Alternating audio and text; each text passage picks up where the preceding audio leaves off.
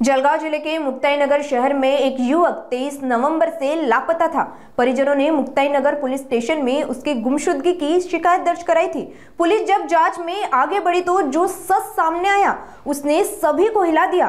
Police के मुताबिक लापता युवक की हत्या किसी और ने नहीं बल्कि उसके ही दो दोस्तों ने की और इसकी वजह बताई जा रही है प्रेम प्रसंग से जुड़ा विवाद।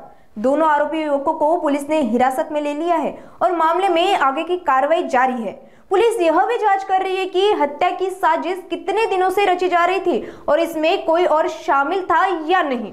परिवार और स्थानीय लोगों ने गुस्सा और शोक का माहौल है। मी डीवायएसपी सुभाष ढवळे मुक्ताईनगर। तर मुक्ताईनगर पोलीस स्टेशनला काल एक इसम विशाल गणेशगीर गोसावी वय 24 वर्ष हे हरवल्याची तक्रार त्याच्या नातेवाईकांनी दिली होती। मग ती तक्रार आम्ही आमचे पोलीस हवालदार सुरवाडी यांच्याकडे दिली होती। मग सुरवाडी यांनी चौकशी करत असताना लक्षात आलं की तो दुपारी त्याचा एक मित्र आहे ऋषिकेश आत्माराम धनगर याच्या सोबत होता।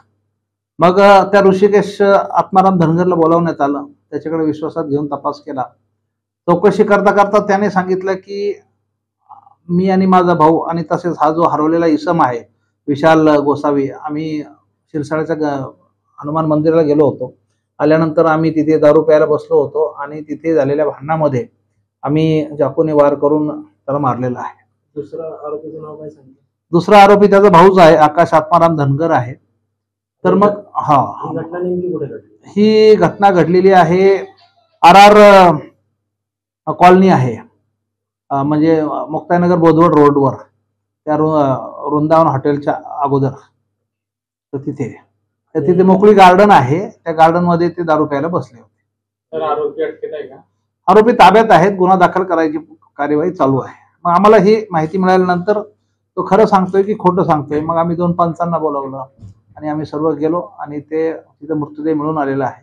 त्याच्यामुळे आता पंचनामा आमचं काम केलेलं आहे। पंचनाम्याचं आता गुन्हा दाखल करायचं काम चालू आहे। नक्की कशामुळे घटना घडली काही आरोपींनी काय सांगितलं?